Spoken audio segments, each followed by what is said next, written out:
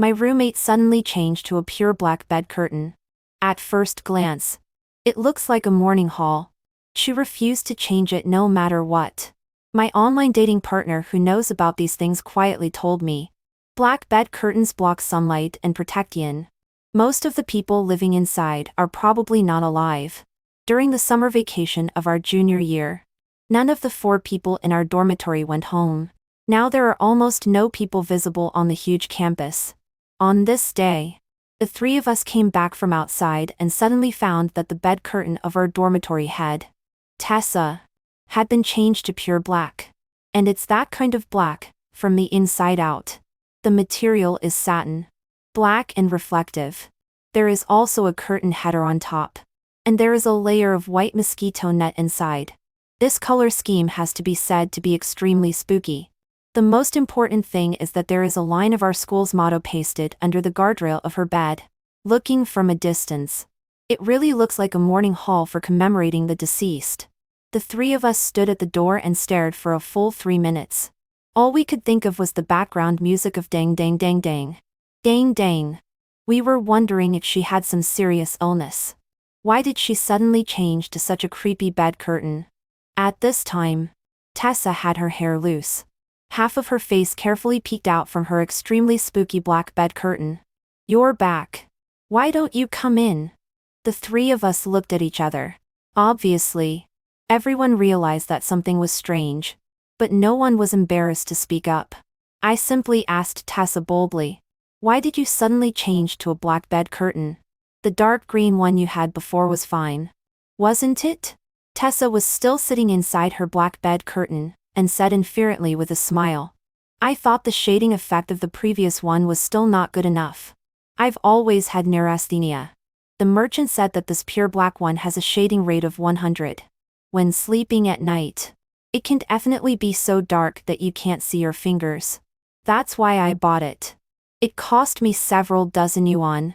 I held back for a long time but still couldn't help it. You'd better change it back to the original one. This color, although it blocks light, it's really too inauspicious." Tessa was puzzled. "What do you mean? Why is it inauspicious?" I was really embarrassed to say it directly. I looked at O'Clynn and Nora beside me. Fortunately, I understood the look in my eyes asking for help. O'Clynn continued what I said. "It's a bit like a morning hall." Nora also added, "It's also a bit like a coffin." I took the opportunity to persuade her nicely. "Tessa, you sleep inside it every day. It's really inauspicious. Take it down." But Tessa still sat inside the bed curtain, unmovable as a mountain. She raised her eyebrows and asked us in reply, "But this is my own bed. Do I need your consent to hang a bed curtain of any color? Even if I put an urn on my bed? It has nothing to do with you, right? Are you guys engaging in moral kidnapping? If you really can't accept my bed curtain, you can also move out." O'Clynn and the others still wanted to argue with her, but I stopped them. Tessa was not going to take down her black bed curtain. But after all, it was her own bed. If she didn't want to change it herself, we really had no right to interfere. Such pointless arguing would only lead to greater conflicts. In the end, none of the 4 of us said anything anymore. We ended up in an unhappy situation. After washing up, we each went to our own beds. Our dormitory has an upper bunk and lower desk structure. My bed and Tessa's bed are just on the same side and are connected. I am afraid of heat and didn't install a bed curtain but only a mosquito net. So even if I look down at my phone, it's hard for me not to see that big black mass opposite me with the corner of my eye. It really makes me feel uncomfortable. At this time, someone pulled me into a new group. It turned out that O'Clynn pulled me and Nora into a small group, but didn't pull Tessa. O'Clynn, what on earth does Tessa mean? We are also doing this for her good. But she, in turn, said that we are morally kidnapping her. It's so inexplicable. Nora, yes. I don't even dare to drink water anymore. Otherwise, if I have to go to the bathroom at night, I'll have to hold it in. Forget it. She may really have had poor sleep due to neurasthenia recently. We've been roommates for 3 years. Let's tolerate each other. If you really can't hold it in and want to go to the bathroom, just call me and I'll accompany you. Oh Clin, speaking of which, don't you think Tessa is very abnormal today? She's not usually like this. She has always had the best temper in our dormitory. Why did she suddenly turn against us just because of a broken bed curtain? Nora, I think so too. A lot of things have happened recently. Forget it. Let's all endure it. I felt that gossiping about roommates behind their backs by creating a small group wasn't a good thing. So I didn't reply anymore. But what O'Clynn said also made sense. Tessa is the head of our dormitory. She has always been gentle, polite, and mature. She usually takes the best care of us. In 3 years of college, she has never had a falling out with anyone. Today, for some reason, not only did she suddenly change to a black bed curtain, but she also turned against us for it. These confusing behaviors are really not like the Tessa I know. I continued to scroll through my phone for a while. Soon it was time to turn off the lights. At this time, someone sent me a message again. A few days ago, when I was bored, I shook out a boy from a neighboring university on the shake function. His name is Ezewili. We are all in the university town. The two universities are separated by just one street. He is also a junior. He didn't go home during the summer vacation. Unexpectedly. He is also from my hometown. In the past 2 days, we chatted when we had nothing to do. Our relationship has become familiar and ambiguous. We even planned to meet in a few days. He asked me how my day was. I then told him about Tessa's strange behavior today. Unexpectedly, he suddenly said to me solemnly, "Black bed curtains block sunlight and protect yin. Most of the people living inside are probably not alive." I was scared into a cold sweat by this sentence of his. It's late at night. What nonsense are you talking about? Ezewili, really? Look, in funeral homes, before the ashes are buried, a black umbrella is held because the dead are afraid of sunlight. She's a good living person. Don't curse her. That's too immoral. I instantly lost some interest in him. He sent a silly smiley emoji. Seeing that I didn't reply to him, he sent another message. If you don't believe it, then forget it. Time will prove everything. Good night. I didn't reply after reading it. I put my phone under my pillow and was about to go to sleep. In a daze. I don't know how long it had passed. Suddenly, I was woken up by a faint crying sound. At first, I thought I was dreaming. I took out my phone from under my pillow and saw that it was already past 12 o'clock in the morning. The crying sound was still in my ears. In the quiet night, it was extremely harsh. At this time, O'Clynn and Nora on the adjacent beds probably also heard the crying sound and sat up. We looked at each other. None of the three dared to speak first. I was sure that the source of the crying sound was inside the dormitory. It was still intermittent, miserable and plaintive. It wasn't O'Clynn, nor Nora, and definitely not me. I turned to Tessa's bed directly opposite me. O'Clynn sent a message in the small group. This crying sound is coming from Tessa's black bed curtain. I carefully climbed near Tessa's bed and listened carefully. It was indeed Tessa's voice. I sent a message in the small group. It is indeed Tessa who is crying. Nora, in the middle of the night. Why is she crying? I'm almost scared to death of a heart attack. O'Clynn directly summoned up her courage and whispered, "Tessa?" But the crying sound inside the black bed curtain continued as if she didn't hear it. The sound was even louder. Seeing that Tessa ignored her, O'Clynn me in the group again. "Adeline, why don't you go and see if she had a nightmare? Crying like this is not a good thing." I don't dare either. Otherwise, how about the three of us go together? O'Clynn, if we go together, then let's go. Nora, get out of bed. The three of us were like thieves. Accompanied by the crying sound, we tiptoed to under Tessa's bed. Nora shrank behind. Oaklyn and I summoned up our courage and lifted Tessa's pure black bed curtain. In an instant, the crying sound also stopped abruptly. I saw Essa sitting right in the middle of the bed curtain. She had her hair loose, almost covering her entire face. That picture was really like a dead person lying in a morning hall, suddenly sitting up. Tessa, are you okay? I asked tentatively. Tessa lifted her hair, revealing tear-stained cheeks. She did look like she had just cried, but her face was a bit gloomy and pale. I'm fine. Did I disturb you? I'm sorry. Oaklyn asked her, why are you crying like this in the middle of the night? We are almost scared to death by you. Tessa wiped away her tears. It's nothing. I just think that we have been together for 3 years and have always had a harmonious relationship. Just because I changed to a new bed curtain, it caused such unhappiness. The 3 of you seem to have isolated me because of this. I feel sad in my heart and just can't help crying. I quickly turned on the light and got her a tissue to wipe her face. We didn't isolate you. You're overthinking. There isn't a big conflict in the first place. During the day, we were too direct in speaking. You're right. Hanging a bed curtain of any color is your personal right. Don't cry. Didn't we say that the 4 of us will always be together? Oaklyn and Nora also comforted her together. Finally, we managed to comfort her so that she stopped crying. Thinking carefully. In fact, the 4 of us have always had a very good relationship and are very united. In 3 years of college, we basically went out and came back together and acted in unison. We rarely had conflicts. It's not easy for a dormitory to reach this point. Why should we ruin our relationship just because of a bed curtain?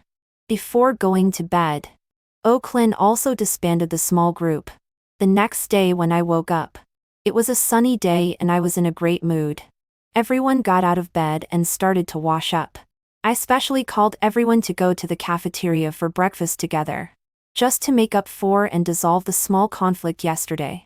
Although it's summer vacation, the school cafeteria still has a window open for students staying on campus so that we don't have to eat takeout every day.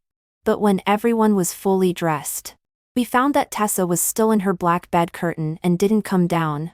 Tessa, why are you still in bed? Didn't we agree to go to the cafeteria for a meal together? Yes. Come down quickly. Everyone is waiting for you. But Tessa was still sitting inside her bed curtain motionless. She just tilted her head to look at the sun outside, and then said hesitantly, I won't go. I didn't sleep well last night and I have no energy. You guys go and eat. Just bring me a portion back. Oaklyn went to pull her casually. Oh. Come down quickly. Don't be lazy.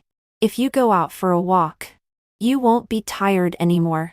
Nora also nodded. Yes. Look. The sun outside is so nice. Only by getting more sunlight can you replenish your strength. But Tessa very rudely shook off Oaklyn's hand and said harshly, I've already said that I'm not feeling well. Not feeling well. I really don't want to go. Can you stop forcing me? In the end, only the 3 of us went to the cafeteria. When eating, the 3 of us were in a bad mood. One face was more solemn than the other. Oaklyn couldn't hold back and started to complain first. You guys say, doesn't Tessa seem like a different person? Calling her was with good intentions. If she doesn't want to go, then don't go. Why get so angry? Nora also agreed. Yes. To be honest, I really mind the matter of her hanging that black bed curtain. In our hometown, we are very superstitious about such things. Although others can't control one's own bed. But you have to consider the feelings of those who live with you. I actually had the same feeling. I couldn't help but think of what Ezewili told me yesterday. Black bed curtains block sunlight and protect yin. Most of the people living inside are probably not alive. In funeral homes, before the ashes are buried, a black umbrella is held because the dead are afraid of sunlight. Combined with this morning when Tessa saw the sunny day outside the window and refused to come out of her black bed curtain no matter what. Could it be that she is really afraid of sunlight and has been hiding in her black bed curtain and refusing to come out? Could it be that she is really not alive? But these thoughts in my heart. I dare not tell O'Clinnan them for the time being. After all, it's like a fairy tale. I'm afraid of scaring them. We still brought food back for Tessa. She just said thank you. She didn't even get out of bed. She was about to eat in the darkness inside her bed curtain. At this time, O'Clynn suddenly shouted. "Oh, look! How come there are so many red dots suddenly on my arms and legs?" I just wanted to look closer. But then I heard Nora also shout, "Oh! I have them too. Look, they are on my neck." I subconsciously looked down and found that there were also some small red bumps on my arms and face. They are not obvious, not big, and not itchy. It's just that they are densely packed and a bit scary. Strange. Why do all three of us have small red dots on our bodies? At this time, Tessa poked her head out from the bed curtain and asked, "Did you eat something bad? There is only one window open in the cafeteria now. Maybe the ingredients are not fresh." "What did you eat in the morning?" We quickly recalled. Indeed, we all ate the same thing in the morning. When I ate it, I felt that the taste was a bit strange. It's really possible that we ate something bad. Otherwise, why would only the three of us have red dots on our bodies? I quickly told Tessa, "Then don't eat it first, so as not to suffer together." Tessa nodded. Just in time, she hadn't eaten yet. So she directly threw the food we brought her into the trash can. She also showed concern. "Do we need to go to the infirmary? It will be troublesome if it's food poisoning." I waved my hand. "The infirmary is closed. It's okay. It's definitely not food poisoning. Observe first. If it gets serious, go to the hospital. Drink more water. Go to the bathroom more. And then lie down and rest." At this time, I received a message from Ezewili. "We've been chatting for several days. Today the weather is nice. Why don't we meet at noon?" Forget it today. I'm not feeling well. There are small red dots all over my body." "Ezewili, what's wrong?" I told him everything that happened to us this morning. "Ezewili, all three of you have red dots?" Yes. "What's wrong?" After a long time, Ezewili sent me a sentence. "You guys didn't eat something bad. This is a rejection reaction from living with a ghost." I was stunned for a long time before I realized that the ghost he was talking about was Tessa. Why are you talking nonsense again?" Ezewili simply sent a small essay. "It's not talking nonsense. People and ghosts are originally on different paths. The dead have a lot of yin energy on their bodies. The living have yang energy. If yin and yang don't blend, and there is too much yin energy, it will damage the yang energy on your bodies and cause a rejection reaction. Otherwise, why do only the three of you have red dots? But she doesn't have any problem at all? She said it was because of eating something bad. Do you really believe it?" I looked down at the small red dots on my arm and fell into deep thought again. Once I accepted the setting given by Ezewili, the more I looked at Tessa, the more abnormal I felt. Logically speaking, there should be no problem with the food in the cafeteria. Food poisoning due to spoilage doesn't seem to cause this kind of physical reaction. At this time, Tessa finally came out of her black bed curtain, got out of bed, put on her clothes, and seemed to be about to go out. "I'll go out to eat something and pick up a package, by the way. Do you need me to bring anything for you?" The three of us shook our heads. We thought that since it might be due to eating something bad, it's better not to continue eating randomly. Tessa took out the trash and left. Coincidentally, when she went out, I looked at the weather outside. The originally sunny day suddenly turned cloudy. There was even a sign of rain. This made me start to doubt what Ezewili said even more. He said that the dead are afraid of sunlight. In the morning, when the sun was shining brightly, we called Tessa to go to the cafeteria for a meal. She refused to go no matter what and even got very angry with us. Now that it's cloudy, she dares to go out. Could it be that Tessa is really not alive? It was almost time for an afternoon nap when Tessa came back. She was still carrying a large express box. It looked quite heavy. She didn't unpack it after bringing it back. She didn't say what it was. She just threw it under the table. Then she went back to her black bed curtain, and never came out again. Before going to bed, the red dots on the three of us showed no sign of disappearing. And it seemed to be even more serious. But it was still neither painful, nor itchy. Except for being ugly. There was no other discomfort. The three of us agreed that if it still didn't disappear by tomorrow morning, we would go to the hospital. Then the four of us didn't speak anymore. It seemed that we all felt very tired. We didn't eat anything all day. We were weak and had no strength. When we lay on the bed, we just wanted to sleep. This sleep was very deep. It felt like I had slept for a long time. I wasn't disturbed by any sound. It was as if I had slept for a century. Until I was woken up by Oakland's scream. Ah! I was immediately scared awake and quickly got up to see what had happened. In front of me was darkness. Inside my bed curtain. It was almost so dark that I couldn't see my fingers. I thought it was still the middle of the night. So I reached for my phone under the pillow to see what time it was.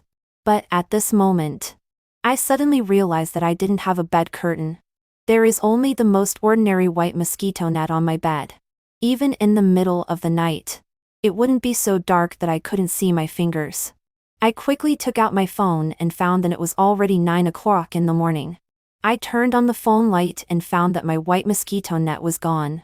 Instead, it was the same kind of pure black. Extremely covering blackout curtain as Tess's. It was really extremely blackout. At 9 o'clock in the morning, not a single ray of light could come in. Oakland's scream continued. I didn't have time to worry about how this black curtain came about. I quickly opened the curtain to look at Oakland on the opposite bed. This sight shocked me.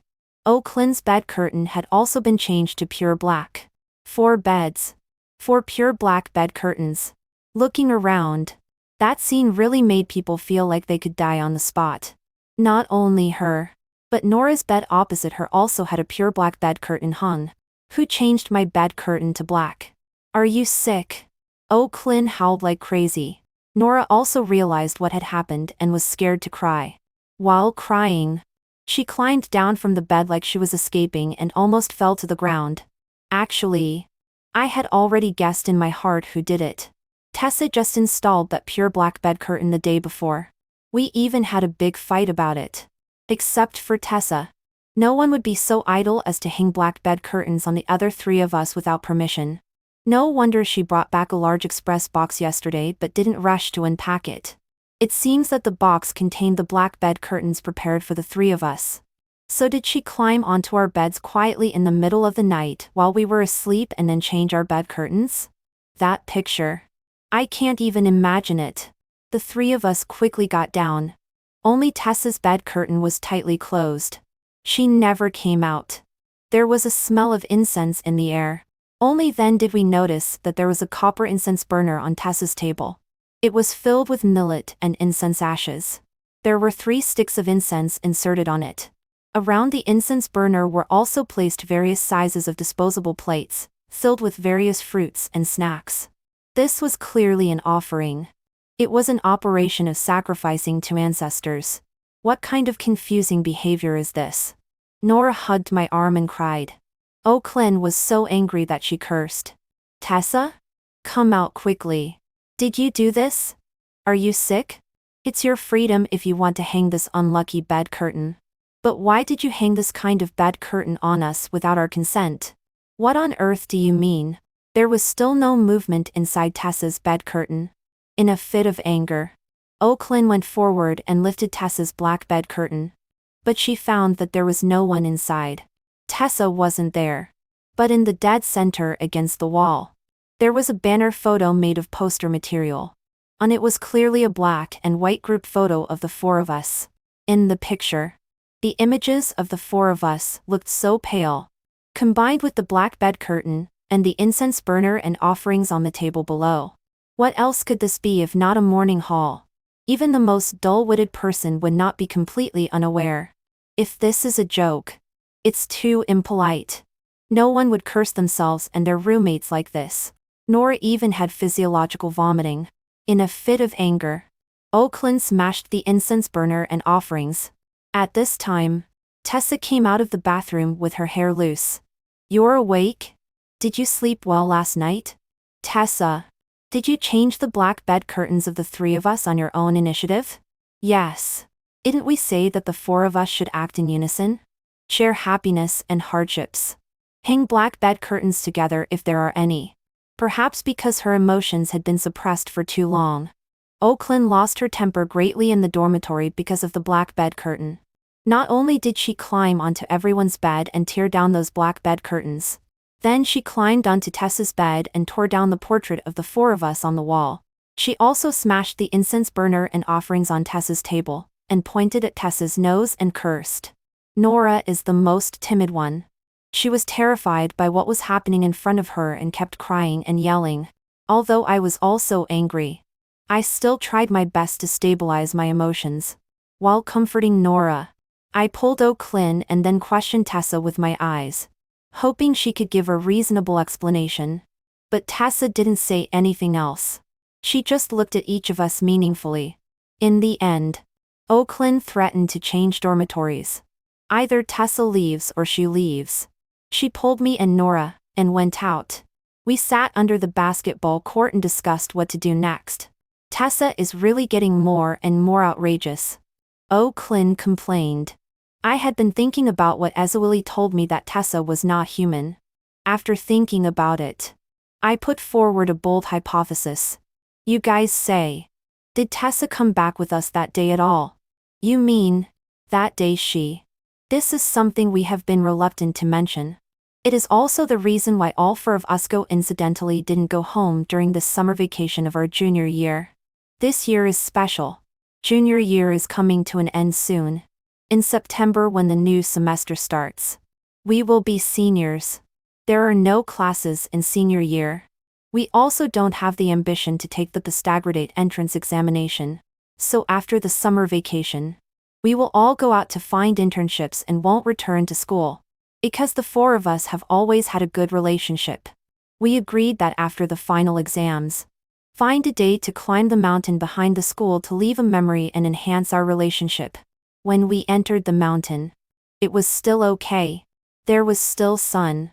But as we walked, it became cloudy and there was a very thick fog. The mountain road was complex. We got lost. The mobile phone signal was also bad. Tessa also sprained her foot. We stumbled around and didn't get out until evening. As we walked, we came across a cave. Oakland said she wanted to go inside to use the toilet. We waited outside. But as soon as she entered, we heard her scream. Then she ran out. Behind her was a middle-aged man with disheveled hair and ragged clothes.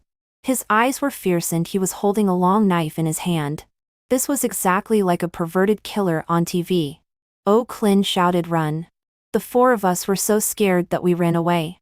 But the mountain road was rugged. The sky was already dark and the fog was heavy. We were simply running in panic without choosing the right way. Oakland and Nora ran faster. Tessa was at the back. At that time, I heard a scream. It was the sound of Tessa falling to the ground. I just wanted to turn back to look for Tessa. Then I immediately heard Tessa's screams. It was like being dragged away. The screams became smaller and farther away. But when I turned back to look for her, I couldn't find Tessa anymore. The fog was so thick that I couldn't see anything beyond 1 meter. Not only couldn't I find Tessa, but I also got separated from Oakland and Nora. I wandered on the mountain for a long time. I felt that I would die on the mountain that night. In the end, I don't know if it was a blind cat bumping into a dead mouse. I actually walked down the mountain and met Oakland and Nora at the foot of the mountain. What about Tessa? I didn't see her. I heard her cry for help at that time. I wanted to go back to look for her, but I couldn't see the way clearly. What should we do? Going up rashly now is also courting death. Let's go back to school and call the police quickly. It was already past 9 o'clock in the evening. We ran all the way back to the school police room. Unexpectedly, Tessa was already waiting for us at the door of the police room. "Chisa, why are you here? Are you okay?" Tessa's clothes were ragged and her face didn't look good. I'm fine. I tripped over a stone and fell. I almost got caught by that pervert. Fortunately, I was agile and escaped. Are you all okay? The four of them narrowly escaped, and all heaved a sigh of relief. We quickly told the police room everything that had happened. There is a perverted killer lurking on the back mountain of the school. It's simply a time bomb. As a result, the people in the police room didn't notify the police immediately. Instead, they detained the four of us there all night. The next day, they directly took us to the principal's office. The principal said directly that he would handle this matter, but only in secret. He would communicate with the police to arrest people. But what happened to us on the mountain cannot be told. Otherwise, it will affect the school's reputation. As long as we are willing to pretend that nothing happened, the four of us can be directly recommended for postgraduate studies. In this way, the four of us were unexpectedly recommended for postgraduate studies due to misfortune. Recalling the scene in the principal's office that day, O'Clynn suddenly thought of something and said, before entering the principal's office that day, "Did you hear someone crying in the corridor?" Nora quickly nodded. I heard it too. I also saw a middle-aged woman wiping tears in the direction of the bathroom at the end of the corridor. I also chimed in that day. When the principal talked to us about the postgraduate recommendation, Tessa came in later. For such an important matter as postgraduate recommendation, why didn't we wait until all four of us were there? O'Clynn trembled and said, "Do you mean that Tessa? She didn't go down the mountain at all? She didn't escape from that pervert at all? She has already died?" Nora also began to boldly guess. The middle-aged woman crying in the corridor. Could it be her family member? Because Tessa has already died. But why is she still living with us? Doesn't she know that she is already dead? And she has caused so many troubles. Today she said that the four of us should act in unison and share blessings and difficulties. She won't want to drag the three of us down as scapegoats. Will she?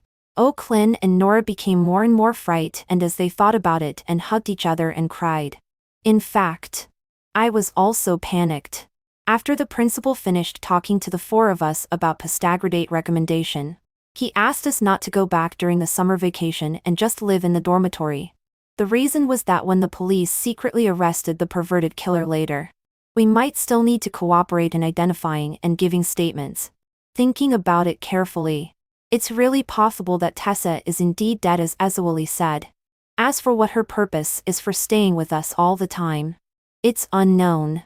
For this kind of thing, it's best to find someone who understands to ask clearly. So I told O'Clynn and Nora everything that Ezewili had told me before. Then I sent a WeChat message to Ezewili and asked him to meet us at our school cafeteria at noon. He was quite handsome, tall and thin, wearing a navy blue hoodie, just like Shang Qiling. When he saw that O'Clynn and Nora were following behind me, he couldn't help but tease, meeting in person and bringing a cheerleading squad. The three of us were in a heavy mood and had no intention of joking. We quickly told him everything that had happened in the past 2 days, as well as what happened on the back mountain of the school before, and our speculations. You finally believe what I said? I nodded. Ezewili began to analyze methodically. Don't blame her. I think she should have no malicious intentions. She just hasn't realized that she is already dead. So she stayed in the place where she had the deepest obsession before her death. The four of you have the closest relationship. She just wants to continue living with you, O'Clynn said with a crying voice. But after all, people and ghosts are on different paths. No matter how good the relationship is, we can't live with a ghost in the dormitory for a lifetime. Right? You seem to know a lot. Do you know how to exorcise ghosts or something? Ezewili gave an embarrassed smile. I only know a little bit. I learned it from my grandfather. I definitely can't exorcise ghosts. Moreover, in this situation, we can't disturb her rashly. Otherwise, she will turn into an evil ghost, and then she will really haunt us forever. Seeing my embarrassed look, Ezewili patted me on the shoulder and comforted me. Nora also cried. Then what should we do? Now we don't even dare to go back to the dormitory. This matter is actually simple. As long as you find a way to make her realize that she is already dead by herself, and let her recall the fact that she is already dead by herself, she will naturally wake up and stop pestering you. I quickly asked, how can we make her remember? Led her to the place where she died. O'Clynn and Nora subconsciously refused when they heard the suggestion. Because according to our speculation, Tessa probably died on the back mountain of the school and didn't come down. And there is a perverted killer on the back mountain who doesn't know if he has been caught. Not to mention O'Clynn and Nora. Even I don't want to go up.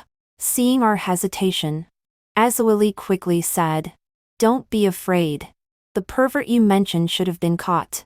Yesterday at noon when I went out to buy food, I saw 7 or 8 police cars parked at the foot of the back mountain. I went over to take a look and saw a disheveled and ragged person being handcuffed and put into a police car. It should be the pervert you mentioned. Hearing this news, all 3 of us breathed a sigh of relief. Now that the person has been caught.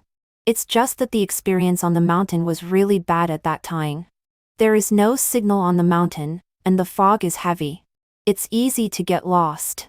Even if the pervert has been caught now. We are not willing to take risks and go up. But Azawili continued to persuade us. You don't want to find a way now. She will keep pestering you. Haven't you already had a rejection reaction in your body? You should know that staying with ghosts for too long will reduce your lifespan. Don't worry. I often climb the back mountain. I am very familiar with it. I will accompany you up the mountain in the afternoon, and protect your safety. You just go back, and find a way to lure her out to the mountain. The 3 of us returned to the dormitory with uneasy hearts. Tessa was in the dormitory and didn't go anywhere. Seeing us come back, a look of joy and satisfaction appeared on her face. We casually found a ridiculous reason, and said that we heard that the pervert we met on the mountain that day had been caught. Do we want the 4 of us to climb the mountain again to make up for the regret and disappointment of last time? We also said that this time we invited a boy who is familiar with the way to lead the way for us. We didn't have much hope at first. But unexpectedly, Tessa agreed to go up the mountain without thinking. At 2 p.m., we met Azawili at the foot of the mountain. I briefly introduced Azawili to Tessa, and then started to step on the back mountain again. Along the way, each of us had our own thoughts. No one spoke. The atmosphere was so solemn and awkward. I walked at the back. I kept thinking while walking and looking down. Where exactly was the crime scene where Tessa was killed? I don't know how long I walked. While thinking, suddenly I found that there was thick fog around again. There was no one in front of me. I tried to shout their names loudly, but none of them responded to me. This ghost mountain is really annoying every time I come up. I don't know how long I walked. The sky gradually darkened again.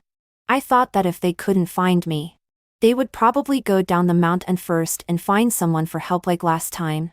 So I tried to walk down the mountain to try to find the way down. But no matter how I tried, I found that every time I walked down, I ended up climbing up the mountain again. It was like this several times. Very strange. Finally, I was so exhausted. The water in my backpack was also drunk up. The mobile phone not only had no signal but also ran out of power. It was pitch black around. It seemed that there was light rain floating in the sky. I couldn't help but think of the worst situation. I complained while walking in despair. As I walked, the fog gradually dissipated. And suddenly I found 2 figures ahead, squatting on the ground and fiddling with something in their hands. Looking closely, it was a man and a woman. The woman was Tessa, and the man was actually Azawili. The 2 were chatting and laughing, and their tone and expressions didn't seem like they had just met for the first time. But Azawili had only met Tessa for the first time this afternoon before climbing the mountain. How could they be together and seem so familiar? Moreover, it was Azawili who said that Tessa was a ghost at first. Why would he be alone with Tessa? A ghost, chatting and laughing? I instantly realized that this Azawili was likely problematic. At this time, I saw them squatting on the ground. using stones to arrange strange patterns. Will this thing work?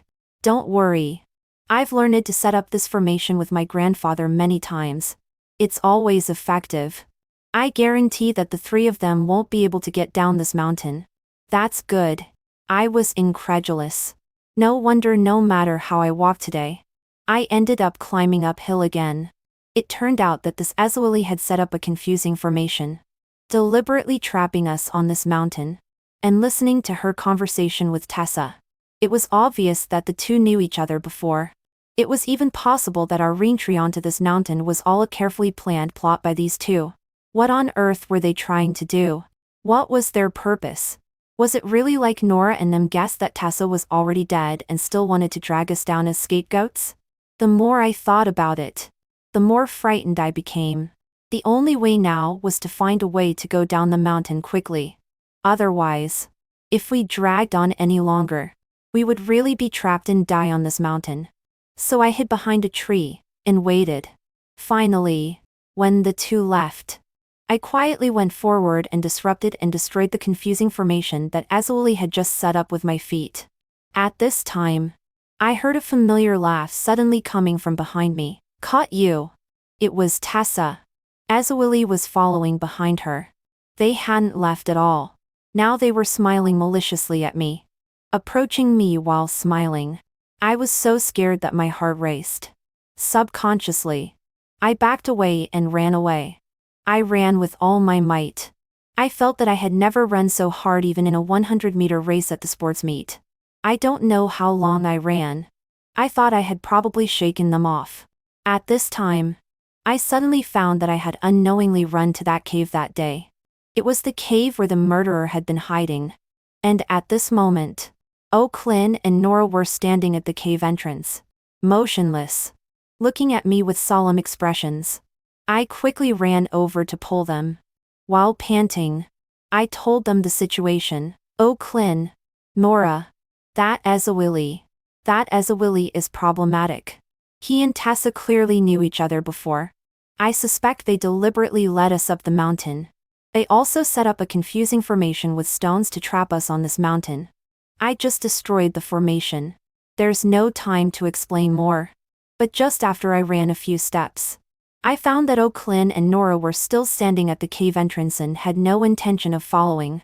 Their eyes were complexioned, and they seemed to want to say something but stopped. Let's go down the mountain quickly. What are you two doing standing there? Let's go. At this time, O'Clynn finally spoke. Look. It's raining outside now and it's dark. Going down the mountain rashly like this is easy to have accidents. Why don't we go into the cave to hide first and wait until the rain stops before leaving? I immediately vetoed. How can that be? If Ezoili and them block the cave entrance, wouldn't we be doomed? O'Clynn pouted. Okay. Then listen to you. But I can't hold it anymore. I'll go inside to use the toilet. You two keep watch outside for me. I gave her a look. This O'Clynn really dropped the ball at a critical moment. I urged her to go quickly. Nora and I would wait outside. But after waiting for a long time, O'Clynn still didn't come out. I thought she must have gone inside to defecate. I quietly called her into the cave. O'Clynn? There was no response. I called several times but there was no response. Nora suggested, let's go in and find her. Don't let anything happen to her. Alas, we had to pick up a branch and brace ourselves to go into the cave to find O'Clynn. This cave was very long and narrow. It was pitch black and we couldn't see anything. Nora held my arm. The two of us groped in the dark and walked forward trembling. As we walked, I suddenly realized that Nora, who had been holding my arm, was gone. In the long and narrow cave, I was the only one left. Nora? O'Clynn? I called their names, but only my own voice echoed in the air. And this corridor seemed to have no end no matter how far we walked. After feeling like I had walked for a century, and not seeing a single ray of light, I had no choice but to turn around and walk back, thinking that if it didn't work, I would go down the mountain first to find help. But strangely, when I turned back and walked, I still couldn't reach the end. It was like falling into a bottomless pit. I couldn't get out, and couldn't go in. At this time, suddenly there were many people laughing in the air. For a while it was Tessa's voice. For a while it was O'Clynn's voice. And for a while it became Nora's voice. Their laughter echoed in my ears one after another. I desperately called their names. But none of them responded to me. They just kept laughing. My head was about to explode. There must be something wrong with this cave. I simply lifted my foot and started running. I don't know how long I ran. I actually saw firelight ahead. Like seeing hope of survival. I desperately ran towards the firelight. In this way, I finally came to the end of the cave. In the depths of the cave, in front of a pile of firewood, a disheveled man, with his back to me, was holding a long knife still dripping with blood. It was extremely familiar. In front of the firewood pile, there were 4 people lying crookedly. To be exact, they were 4 girls. Their bodies were covered in blood and shocking knife wounds. There were also pools of blood on the ground. It seemed that they were in grave danger. I stepped forward to see their faces clearly. But when I saw clearly, I couldn't believe my eyes. The 4 people lying on the ground were Tessa, O'Clynn, Nora, and me. I was also lying on the ground. Already dead. Then who am I at this moment? Still haven't remembered? O'Clynn and Nora have already remembered. Only you are left. Looking back, I saw Essa standing behind me. I was surprised because Tessa's body was still lying on the ground. Remember what? What's going on here? I felt like there was a mess in my head. Various pictures were stacking and flashing in my mind. About to explode. I could only squat down and hold my head. The scene of our first climb that day was replayed like a slideshow. I finally remembered what really happened that day. That day, we did encounter a perverted killer. He had been hiding in that cave all along. We went in one after another to look for her. But none of us came out alive again. O'Clynn went into the cave to use the toilet. But in fact, she never came out. This is the truth. And perhaps it was because we were too unwilling. We all chose to forget what happened that day and forget the fear of death. We would rather believe that we had escaped than believe that all 4 of us had died in that cave. Yes. It must be because we were unwilling. Our great lives of the 4 of us haven't even begun yet. How could we be willing? Didn't we say that the 4 of us should act in unison and share blessings and difficulties? That's why after death, our souls chose to return to the dormitory and continue living a beautiful college life. I raised my head. The firelight in front of me disappeared. Along with the killer and the bodies of 4 young girls in full bloom. They were also gone. I felt someone help me up and pull me to take a step forward. I walked out of that cave and stood outside the cave entrance again. The rain outside had stopped.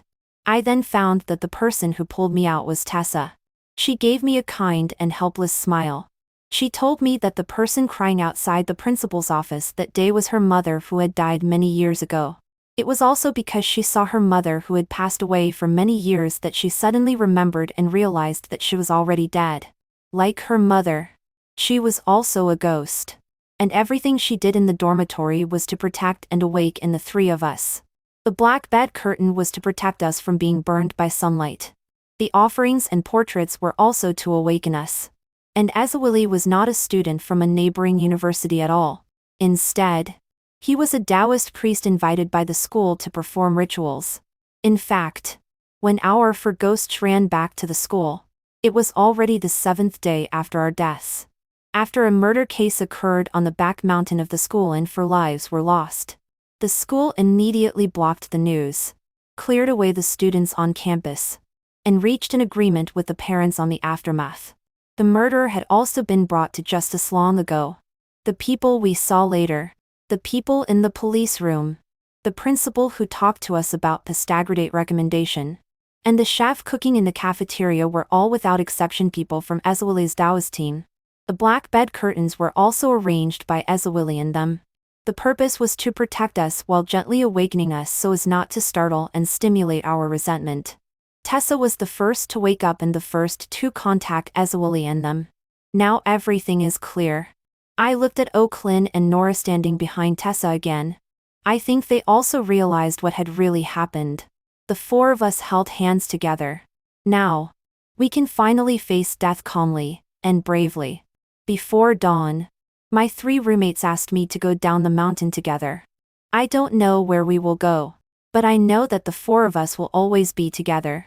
No matter where we go. I'm not afraid anymore. Ezewili lit a cigarette and said he would see us off. Sorry for deceiving you at first. I smiled, relieved. Lie. It's okay. You were all so helpless. If it weren't for the separation of life and death, I might really considered aiding you. Do you have any other wishes?